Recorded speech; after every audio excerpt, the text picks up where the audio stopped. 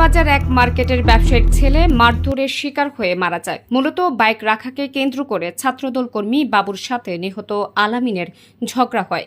এক পর্যায়ে আলামিন বাবুকে খুর দিয়ে আঘাত করে, এতে বাবু হাতে জখম পায়।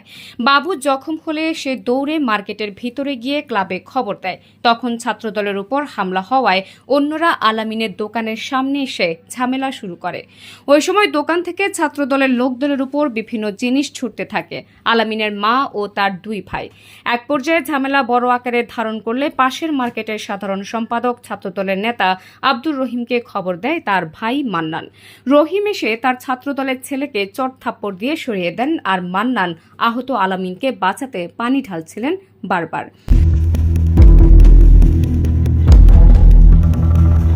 আব্দুর রহিম নিজের কর্মীদের মেরে সরিয়ে অবস্থা নিয়ন্ত্রণে এনে আহতদের চিকিৎসার জন্য হাসপাতালে পাঠান। অথচ আলামিন হত্যা মামলায় তাকে হতে হয় ১ নম্বর আসামি এবং তার ৩ ভাইকেও আসামি করা হয়। আব্দুর রহিম জানান, রাজনৈতিক কোন দলের বলি তিনি ও তার পুরো পরিবার। ঘটনার সুষ্ঠু তদন্ত শেষে দোষীদের বিচারের আওতায় আনার দাবি জানান ভুক্তভোগী পরিবার।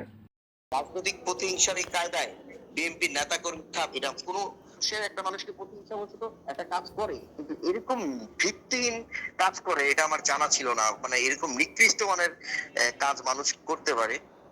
আমি প্রথমে বলতে চাই আপনাকে, দেখুন আমি দীর্ঘ 4 মাস যাবৎ দেশনায়ক তারেক রহমানের নেতৃত্বে তারেক রহমানের সাথে আজকে দীর্ঘদিন যাবৎ কাজ করছি। তার কথা আমরা কোনো সময় অমান্য না আমরা করিনি, করব না। জীবন দিয়ে তার কথা রাখার চেষ্টা করি, কারো জীবন নেওয়ার জন্য না। আজকে দীর্ঘ 4 মাস ধরে আমি এই মাদক বিরোধী, সন্ত্রাস বিরোধী আমরা সোচ্চার ভাবে এলাকার মধ্যে যাতে কেউ চাঁদা নিতে না পারে আমরা এইরকম মিছিল করে যাচ্ছি, আন্দোলন সংগ্রাম করে যাচ্ছি। আমার এইগুলাতে হয়তোবা এলাকার লোকজন খুশি হয়ে আমাকে, আমি যে মার্কেটে ব্যবসা করি সেই মার্কেটের সাথে আমাকে 2 নম্বর কাপ্তান বাজার ইলেকট্রনিক্স মার্কেটের সেক্রেটারি করেছে। আমার মার্কেট 1 নম্বর 2 নম্বর মার্কেটের মাঝামাঝি স্থানে হয়েছে। ওখানে কিছু সংখ্যক লোকজন ব্যবসা করে।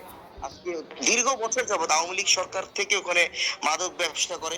আমরা তাদেরকে অনেক সোচ্চার করেছি, তারা আমাদেরকে অনেক দীর্ঘদিন ভয়ভীতি দেখিয়েছে, কিন্তু আমরা এগুলো চিন্তা করিনি। যখন ঘটনা শুরু তখন আমি জানি না, হঠাৎ করে আমার ভাই দৌড় দিয়ে এসেছে হাঁপাতে হাঁপাতে, ভাইয়া বাইরে তো একজনকে ধরা, একজন মাদক শক্তকে হাতে নাতে ধরেছে আমাদের একটা ছেলে, তো কি করব, ওকে তো হাতে পোস্ট বেঁধে দিচ্ছে। নিয়ে আমরা আগে ওকে নিয়ে ডাক্তারখানায় যাব।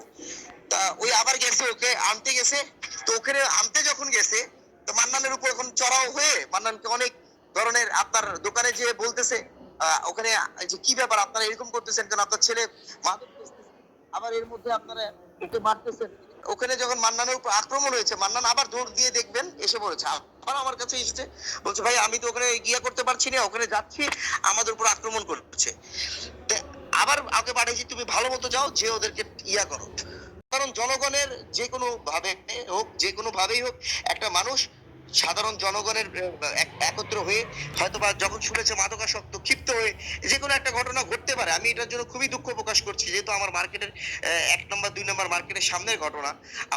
তো আমার ভাই সাথে সাথে সেখানে পানি দিচ্ছে, তাকে তার উপরে পানি ফেলছে, তাকে উপরে ইয়া করছে। আমি ওখানে যাওয়ার সাথে সাথে আবার আমি যখন ভাবলাম, আবার আমার ভাই গেছে আমার কাছে, ভাইয়া আমি পারবো না, এখানে তোমাকে যেতেই হবে, নাহলে এখানে ঝামেলা হয়ে যাচ্ছে। আমি দৌড় দিয়েছে ওখানে, সাথে সাথে আমি ওখানে দৌড় দিয়েছে, আমি আমার লোকজনকে মেরে আমি ওদিকটা সরিয়ে তাদেরকে হাসপাতালে যেভাবে হোক তাড়াতাড়ি হাসপাতালে নিয়েছি। তো এটা কি মানে আমরা আমাদের দায়িত্ব পালন করেছি, দায়িত্ব পালন করতে যে আমরা ঘুম ফেরত ছাত্র নেতা রাজপথে দীর্ঘদিন আন্দোলন সংগ্রাম করেছি, কোনো কাউকে রক্ত নেওয়ার জন্য না, সাধারণ মানুষের সেবা করার জন্য। আর আজকে একটা পরিকল্পিত মহল, আজকে একটা 50 কায়দায় আমাদের ফ্যামিলির উপর, আপনি দেখুন আব্দুর রহমান, হাফেজ আব্দুর রহমান, সে এখানে ছিলই না।